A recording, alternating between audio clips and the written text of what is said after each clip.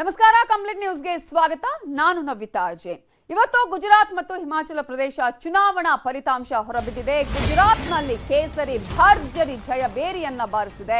ಗಾಂಧಿ ನಾಡಲ್ಲಿ ಉಕ್ಕಿದೆ ಕೇಸರಿ ಸುನಾಮಿ. 37 ವರ್ಷದ ಬಳಿಕ ಬಿಜೆಪಿ ಬಿಗ್ ರೆಕಾರ್ಡ್ ಅನ್ನ ಮಾಡಿದ್ದು, ಪ್ರಧಾನಿ ಮೋದಿ ಅಮಿತ್ ಶಾ ಅವರ ತಂತ್ರಗಾರಿಕೆಯಿಂದ ಬಿಜೆಪಿ ಗೆದ್ದು ಬೀಗಿದೆ.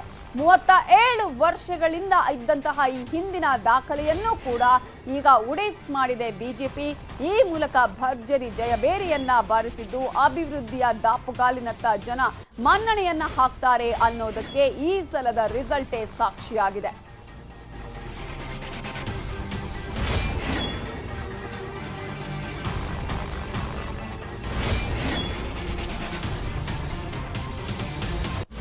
ಹಾಗಾದ್ರೆ ಗುಜರಾತ್ನ ಚುನಾವಣೆಯಲ್ಲಿ ಯಾವ್ಯಾವ ಪಕ್ಷಗಳು ಎಷ್ಟೆಷ್ಟು ಸ್ಥಾನವನ್ನ ಪಡೆದುಕೊಂಡಿದೆ, ಎಷ್ಟೆಷ್ಟು ವೋಟ್ ಶೇರ್ ಅನ್ನ ಪಡೆದುಕೊಂಡಿದೆ ಅಂತ ನಾವು ನೋಡ್ತಾ ಹೋಗೋದಾದ್ರೆ, ಈ ಸಲ ಒಂದು ರೆಕಾರ್ಡೇ ಬ್ರೇಕ್ ಆಗಿದೆ. ಬಿಜೆಪಿಯನ್ನ ಗಮನಿಸಿದ್ರೆ ನಾವು ಈಗಾಗಲೇ ಬಿಜೆಪಿ 156 ಸ್ಥಾನಗಳನ್ನ ಗಳಿಸಿ ಈಗ ಅತ್ಯಂತ ದೊಡ್ಡ ಪಕ್ಷವಾಗಿ ಮಾರ್ಪಾಡಾಗಿದೆ. ಜೊತೆಗೆ 57 ಕ್ಷೇತ್ರಗಳನ್ನ ಹೆಚ್ಚಿನದಾಗಿ ತನ್ನ ತೆಕ್ಕೆಗೆ ಪಡೆದುಕೊಂಡಿದೆ.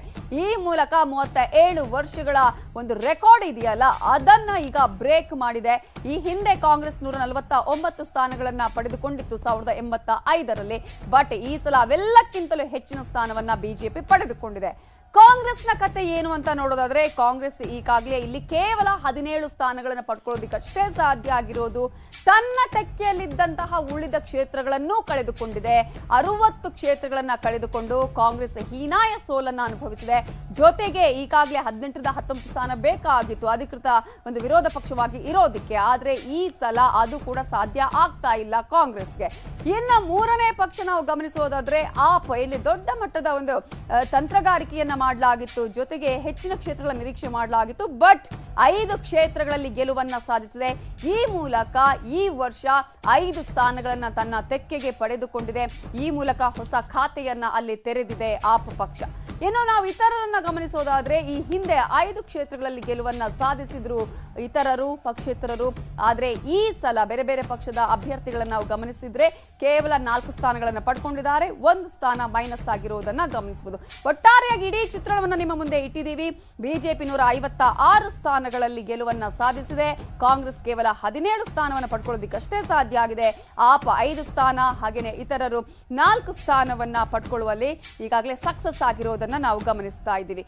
ಮತ್ತೊಂದು ಕಡೆ ನಾವು ನೋಡ್ತಾ ಹೋಗೋದಾದ್ರೆ, ಈಗಾಗಲೇ ಯಾವ ರೀತಿಯಾಗಿ ಅಲ್ಲಿ ಮೋಡಿ ಮಾಡಿದ್ದಾರೆ. ಗುಜರಾತ್ ಅಂದ್ರೆ ಮೋದಿ ಅಂದ್ರೆ ಗುಜರಾತ್ ಅನ್ನುವ ತರ ಆಗಿದೆ. ಇಂತಹ ಗುಜರಾತ್ನಲ್ಲಿ ಬಿಜೆಪಿ ಪ್ರಚಂಡವಾದ ಜಯಬೇರಿ ಬಾರಿಸಿದ್ದು ಹೇಗೆ, ಕಾಂಗ್ರೆಸ್ ಇಲ್ಲಿ ಹೀನಾಯ ಸೋಲಿಗೆ ಕಾರಣ ಆಗಿದ್ದಾದ್ರೂ ಏನು, ಇವೆಲ್ಲದರ ರಿಪೋರ್ಟ್ ಇಲ್ಲಿದೆ ನೋಡಿ.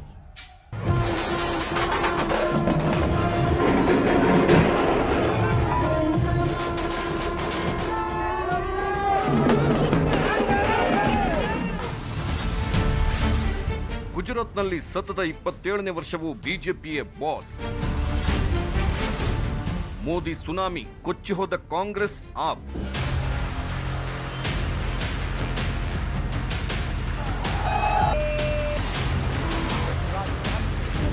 ಅಂದು ಇಂದು ಎಂದೆಂದು ಗುಜರಾತ್ನಲ್ಲಿ ಬಿಜೆಪಿಯದ್ದೇ ಹವಾ ಅನ್ನೋದನ್ನ ಇವತ್ತಿನ ಫಲಿತಾಂಶ ಸಾರಿ ಹೇಳಿದೆ. ತವರು ರಾಜ್ಯದಲ್ಲಿ ಮೋದಿ ಅಮಿತ್ ಶಾ ಕಾರ್ಯತಂತ್ರ ಶ್ರಮ ಫಲ ನೀಡಿದೆ. ಗೋಧ್ರಾ ಹತ್ಯಾಕಾಂಡದ ಬಳಿಕ ಅಂದ್ರೆ 2002ರಲ್ಲಿ 127 ಸ್ಥಾನ ಗಳಿಸಿದ್ದ ದಾಖಲೆಯನ್ನ ತಾನೇ ಮುರಿದು ವಿಜಯ ಪತಾಕೆ ಹಾರಿಸಿದೆ.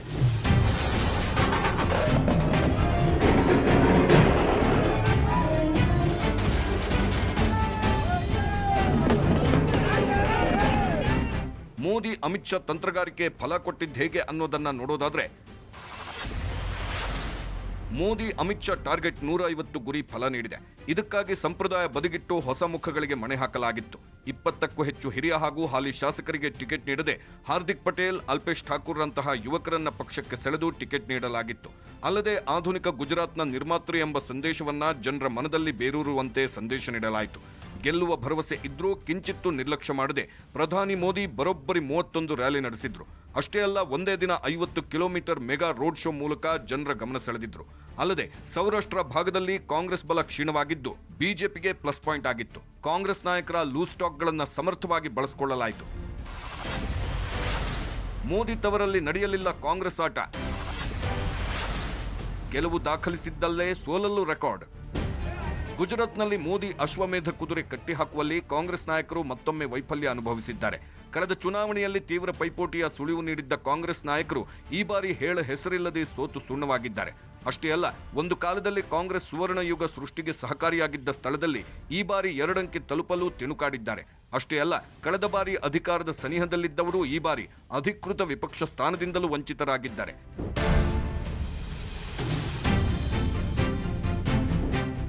ಗುಜರಾತ್ನಲ್ಲಿ ಕಾಂಗ್ರೆಸ್ ಸೋಲಿಗೆ ಕಾರಣಗಳೇನು ಅನ್ನೋದನ್ನ ನೋಡೋದಾದ್ರೆ, ಗುಜರಾತ್ ಕಾಂಗ್ರೆಸ್ನಲ್ಲಿ ಸಮರ್ಥ ನಾಯಕತ್ವದ ಕೊರತೆ ಇದ್ರೂ ಪರ್ಯಾಯ ನಾಯಕನನ್ನ ಬೆಳೆಸೋದ್ರ ಬಗ್ಗೆ ಹೈಕಮಾಂಡ್ ಚಿಂತಿಸಲಿಲ್ಲ. ಕಾಂಗ್ರೆಸ್ ಚುನಾವಣಾ ಚಾಣಕ್ಯ ಅಹಮದ್ ಪಟೇಲ್ ಸಾವಿನ ಬಳಿಕ ಪಕ್ಷದಲ್ಲಿ ತಂತ್ರಗಾರಿಕೆಯ ಕೊರತೆ ಎದ್ದು ಕಾಣುತ್ತಿತ್ತು.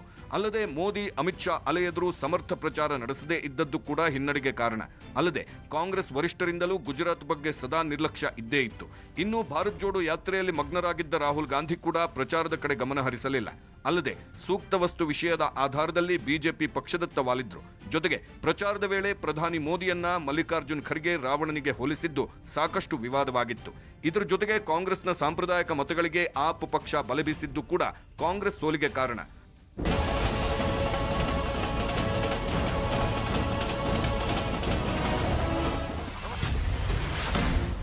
ಗುಜರಾತ್ನಲ್ಲಿ ಭರವಸೆ ಮೂಡಿಸಿದ ಆಮ್ ಆದ್ಮಿ, ಇತ್ತ ರಾಷ್ಟ್ರ ರಾಜಕಾರಣದಲ್ಲಿ ಒಂದೊಂದೇ ಭರವಸೆಯ ಹೆಜ್ಜೆ ಇಡುತ್ತಿರೋ ಆಪ್ ಪಂಜಾಬ್, ಗೋವಾ ಬಳಿಕ ಗುಜರಾತ್ ಚುನಾವಣೆಯಲ್ಲೂ ಉತ್ತಮ ಸಾಧನೆಯನ್ನೇ ಮಾಡಿದೆ. ಕಳೆದ ಬಾರಿ ಕೇವಲ 0.1% ಮತಗಳಿಸಿದ್ದ ಆಪ್ ಈ ಬಾರಿ 2 ಅಂಕೆಯ ಸನಿಹಕ್ಕೆ ತಲುಪಿದೆ. ಅದರಲ್ಲೂ ಆಪ್ ಪಕ್ಷದ ನೇರ ಏಟು ಬಿದ್ದಿರೋದು ಕಾಂಗ್ರೆಸ್ನ ಸಾಂಪ್ರದಾಯಿಕ ಮತಗಳಿಗೆ ಅನ್ನೋದು ಅಚ್ಚರಿಯ ವಿಷಯ.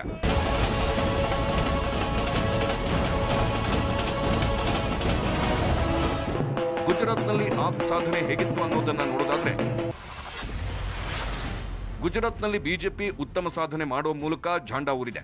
ಕೆಲ ಸ್ಥಾನಗಳನ್ನ ಗೆಲ್ಲುವ ಮೂಲಕ ರಾಷ್ಟ್ರೀಯ ಪಕ್ಷದ ಸ್ಥಾನ ಪಡೆಯೋದು ಕನ್ಫರ್ಮ್ ಆಗಿದ್ದು, ಕಳೆದ ಬಾರಿ ಕೇವಲ 0.1% ಮತಗಳನ್ನು ಗಳಿಸಿತ್ತು. ಆದರೆ ಈ ವರ್ಷ ಮತಗಳಿಕೆ ಪ್ರಮಾಣ ಗಣನೀಯವಾಗಿ ಏರಿಕೆ ಕಂಡಿದೆ. ಅಲ್ಲದೆ ಕೇವಲ 10 ವರ್ಷಗಳಲ್ಲಿ ಹೆಚ್ಚು ಮತಗಳಿಸುವ ಮೂಲಕ ಗಮನಾರ್ಹ ಸಾಧನೆ ಮಾಡಿದೆ.